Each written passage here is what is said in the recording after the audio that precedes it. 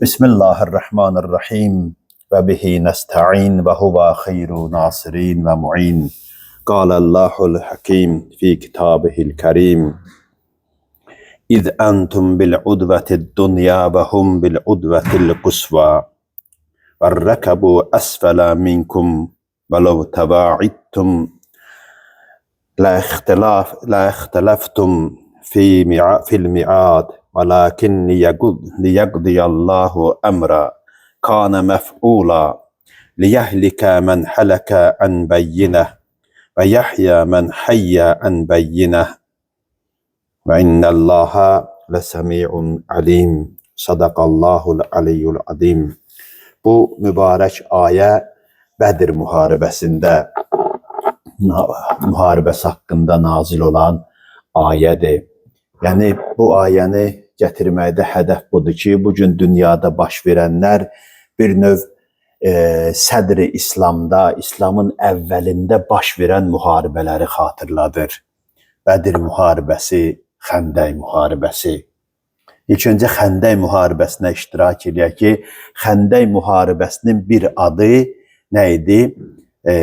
Əhzab müharibəsi idi. Hərbul Əhzab. Əhzab ərəb dilində hizbin cəmidir. Hizb də partiya deməkdir.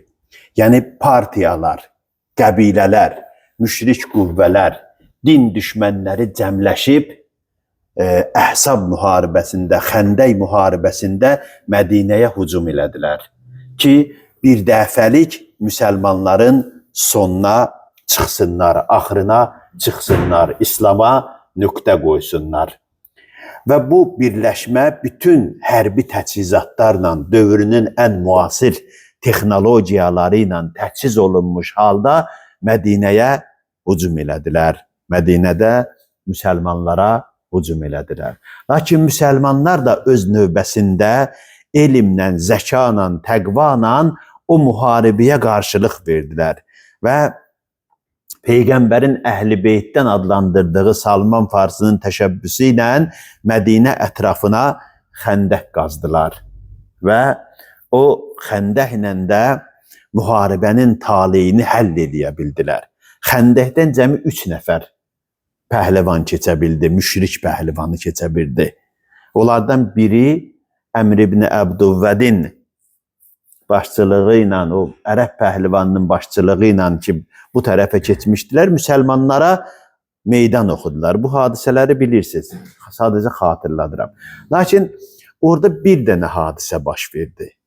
O da bütün ümmətin ibadətinə, imanına bərabər olacaq bir zərbənin düşmənə vurulması. Yəni Əli ibn Əbi Talib əleyhissalamın düşmənin var gücü, vuran qolu, tutan qılıncı hesab olunan o müşrik pəhlivanı öldürməsi ilə müharibənin taleyi həll olundu. Və bu gün də bütün dünya gücləri, ən böyük dövlətlər sözdə təhlükəsizlik qüvvələri hesab olunan dünya yeddiliklərinin 5-i təmsil olunan bir qüvvə ilə haqqın üzərinə gəldilər. 40 günlük bir müharibə getdi. Bir tərəfdə Bədir əhli, bir tərəfdə Mədinə əhli, bir tərəfdə müşriklər, bir tərəfdə din düşmənləri. Və bunu da qeyd edeyim ki, Amerika və İsrail tək İslamın düşməni deyil. Bunu biz bilməliyik ki, bunlar ilk növbədə insanlığın düşmənidirlər. İnsanlığın defasında duran dinlərin düşmənləridirlər. Bildiyiniz kimi bütün dinlər özü özlüyündə ədalət tələbdirlər. Özü özlüyündə məzlum tələbdirlər, məzlum defadılar, məzlumları müdafiə eləyəndirlər. Xristiyanlıq da öz özlüyündə belədir, orijinallığında, Yahudilik də orijinallığında belədir, Buddizm də həqiqətində belədir. Yəni bütün dinlər ədalətin tərəfindədirlər. Zülmün qarşısındadılar. İndi dini təhrif eləyib ondan sui-istifadə edən qurumları qoyuruq bir qırağa. Bu İslamın da içərisində var, Vəhabi cəryanları kimi bir sıra terrorist din adından terrorizmlə məşğul olan qüvvələr kimi Əl-Qaida, İŞİD, nə bilim Boko Haram, cürbəcür terror qrupları, bunlar İslam deyirlər. Necə ki, xristiyanlıqdan istifadə edib zülm eləyənlər xristiyan deyirlər. Yahudilikdən istifadə edib zülm eləyənlər, təcavüz eləyənlər, bu Siyonist rejim kimi qüvvələrin Yahudi dininə adiyyatı yoxdur. Həzrəti Musa'nın gətirdiyi İudaizm dininə, kitabı Tövrat olan Yahudilik dininə ümumiyyətlə adiyyatı yoxdur. Bu şər qüvvələr Amerika və İsrail cütlüyü başda olmaqla Avropa Birliyi, Birləşmiş Millətlər Təşkilatının aparıcı qüvvələri, NATO, bunlar daxil olmaqla bunlar bütün dinlərin düşmənləridirlər. Çün ədalətə qarşıdırlar. Çün zalimdirlər. Çün təcavüzkardılar. Ona görə bunlar bütün bəşəriyyətin düşmənidirlər. Bütün dinlərin düşmənidirlər. Yəni bu hizblər Xəndək müharibəsində birləşdiyi kimi bugün birləşdilər və İranın üzərinə hücum elədilər. Onda ki, haqqın tərəfi Mədinədə toplanmışdı, indi bütün haqq cəryanı İranda toplaşıb.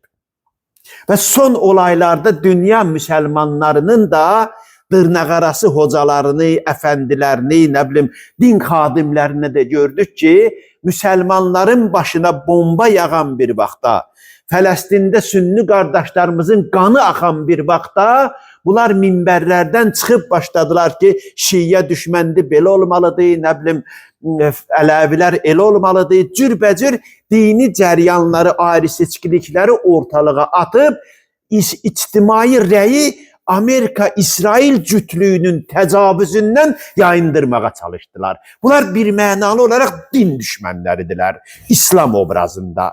Bunlar haqq düşmənləridirlər İslam obrazında. Cübbəli Əhməd kimi, nə bilim, hansısa o Siyonizmin köləsinə çevrilmiş o saqqallı və ya saqqalsız din xadimləri açıq-aşkar göstərdilər ki, biz din düşməniyik, biz haqq düşməniyik, biz Allah düşməniyik. Bu müharibə bunların iç yüzünü açdı.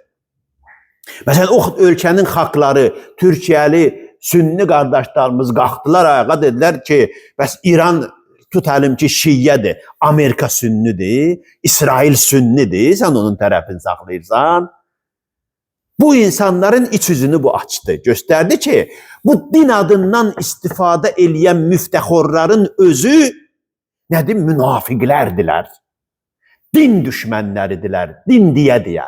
Necə Trump sülh düşmənidir, sülh deyə, utanmaz özünü sülh mükafatına laureat hesab eləyirdi. Utanmaz bəzi ölkələri qarət eləyib sülh şurası yaradırdı, açıq-aşkar təcavüz eləyirdi. O təcavüzkar sülhdən danışan kimi bu mollalar da İslam cilidində dindən danışırlar. Lakin Allahın rəhməti böyükdür. Bayaqları oxuduğumuz ayədə Allah Bədir müharibəsini xatırladır. Bədir müharibəsində bilirsiniz də müsəlmanların sayı nə qədər idi? 313 nəfər. Amma kafirlərin sayı 900-dən yuxarı idi. 3 dəfə müsəlmanlardan çox idilər. 3 dəfə. Eyni zamanda da güclü idilər. Onların döyüş təcrübəsi var idi, təşkilatçıq təcrübəsi var idi. Onların sərvəti var idi, pulu var idi, silahları çox idi. Amma müsəlmanlar təzəcə formalaşmış, təzəcə təşkilatlanmış bir qurum idilər. Cəmi 313 nəfər adam yığa bildilər bu müharibədə. Aydındır. Amma düşmənlə üz-üzə dura bildilər. Bu ayədə əvvəlində onların mövqeylərini açıqlayır. Ayənin sonunda belə deyir ki, mən hələkə ən bəyyinə, deyir ki, liyəhləkə mən hələkə ən bəyyinə. O müharibədə Bədri deyir, ölənlər möcüzə sayəsində öldülər. Möcüzə sahəsində. Və yəhyə mən həyyə ən bəyyinə. Və diri qalanlar da möcüzə sayəsində diri qaldılar. Ayə bilirsiniz nə deyir? Yəni 313 nəfərin 7-900 nəfərlik bir qoşuna qalib gəlməsi bir möcüzədir. Özü də 900 nəfər ərəbin cəngcularıdır, cəngavərləridir, döyüşkənləridir, şücaətliləridir, təcrübəli insanlar idilər. Təsəvvür edirsinizmi? Yəni bu onu göstərir ki, burada möcüzə baş verirdi. Möcüzə nə idi bilirsiniz? Allahın qudrəti. Bədir əhlinə Allah yardım eləyirdi. Yazır ki, Bədir müharibəsi sabah olacaq. Gecə müsəlmanlar Bədir quyuları yanında düşərgə salıblar. Ordugah qurublar.